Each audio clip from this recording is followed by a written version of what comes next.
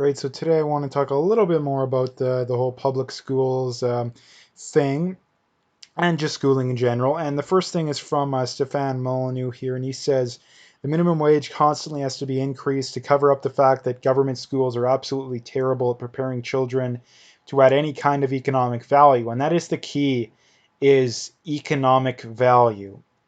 The reality is a lot of the stuff that's taught in public school, people think that because it's complicated and it's tough and all that kind of stuff, that it must be effective and all that kind of stuff. But the reality is that most of it isn't.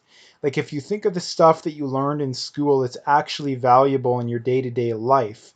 It's mostly, especially the stuff you learn in high school, the time when the government could be or the schools could be teaching people about economics, business, that kind of stuff that actually would add value to people's lives, that would actually, finance, that kind of stuff too.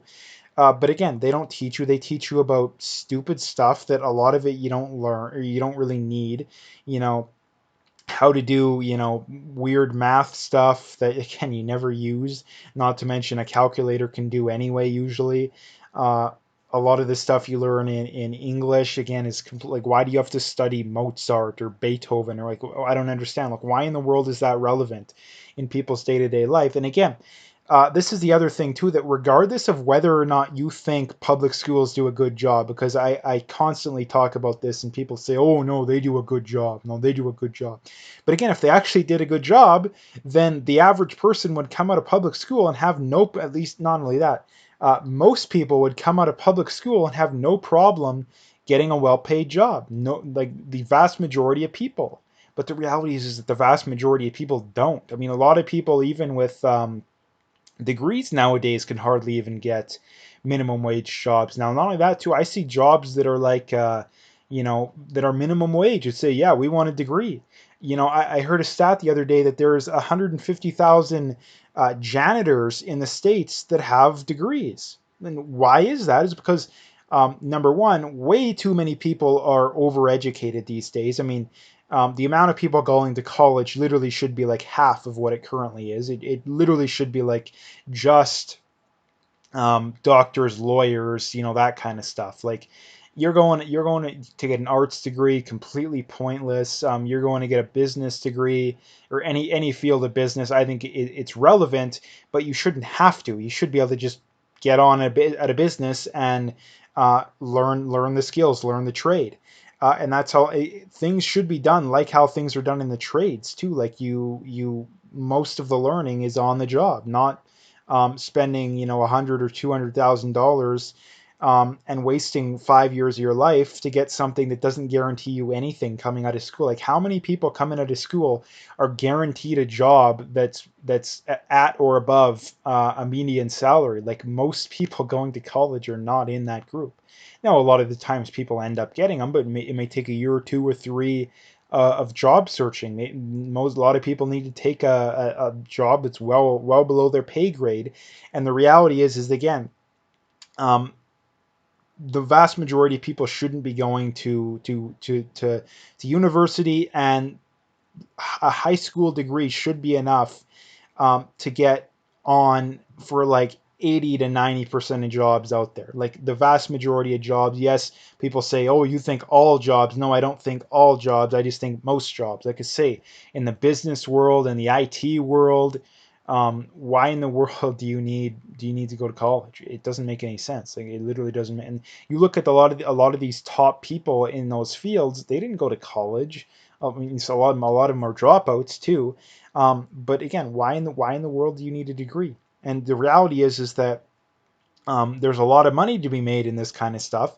And here's the other thing that really sucks too, is that because so many people have degrees, um, companies just keep raising their standards for what they want you to get, to get hired on there. And now because so many people have degrees, that's no longer impressive enough. So you need even more than a degree. You need master's degree or PhD, so on and so forth. And now again, so that again that just completely screws everything over. So the reality is that to get the average job, the qualifications should be much lower, but on the other hand, people coming out of high school should be a lot more economically valuable. So it's kind of a double-edged sword there. That if you're going to do that, you got to have high schools do a better job. Now, the reality of that is to have charter schools, and not only that, we got to reform public schools as well. Again, they just do such a terrible job. But again, I don't think that's going to happen. Number one, because so many areas are leftist run,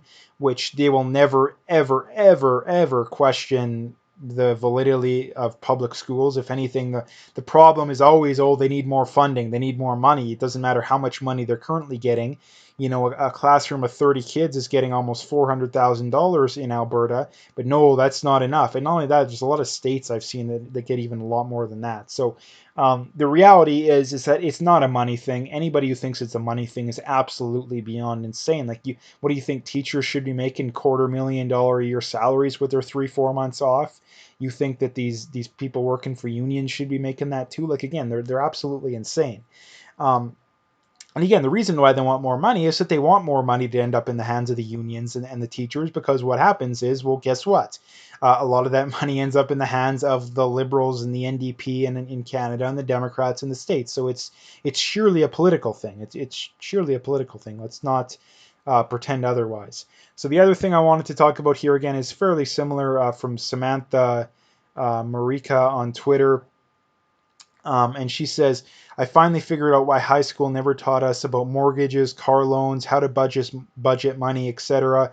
The left wants us in debt and struggling forever. Now, again, this is something that I've talked about before. I know I've talked about it a lot, but it's so important. Like, this is one of the biggest issues that you got to talk about a lot. And again, the reality is just that, again, like I pointed out, why in the world do we need to learn about Beethoven and that kind of garbage in school? Why do we need to learn about a lot of this math that you're never gonna use?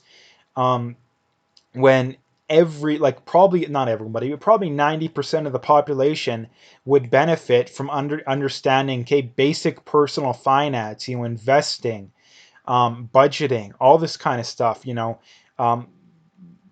car loans, again, mortgages, like basically teaching people how to handle money. But the reality is that, again, there's so much money and political stuff tied up in this. Again, if people actually were, let's just say that like 95% of the population has actually become self-aware, which is the exact opposite of what it currently is, then there would be a lot less money to be made, because guess what?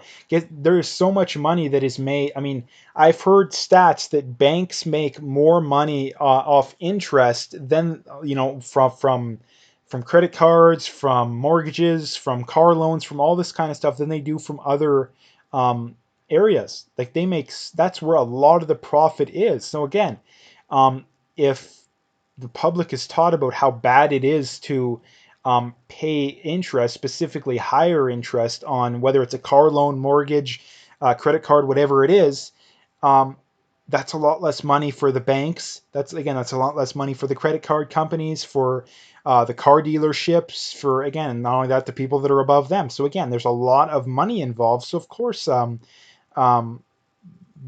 not going to want to teach people about that. Not only that, too, let's just say that, okay, people do plan for their own retirement. Well, why do you need the government with their old age security and pensions anymore? Why would you need them? Because you're better at it yourself.